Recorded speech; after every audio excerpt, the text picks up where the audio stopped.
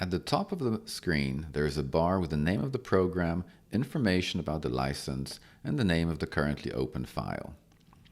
Below the name bar, there are names of the drop-down menus containing all the program commands. Below the drop-down menus are the buttons for the most frequently used commands. If the button is grayed out, it means that it is inactive with the current setting of the program parameters. All buttons containing a white triangular arrow in the lower right corner are drop-down buttons that allow you to choose one of several available options.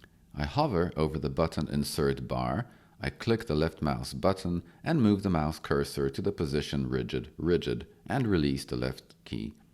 The option has been called and I can start drawing the Rigid bar. I press Escape on the keyboard to end using this option. In the center part of the program, you can find the so-called Workspace. It is used to define and modify the geometry of the design structure, load distribution, present calculation results, and the design end verification. Hovering over the left edge of the program window will show you the project navigation tree, and on the right edge, a panel with tabs.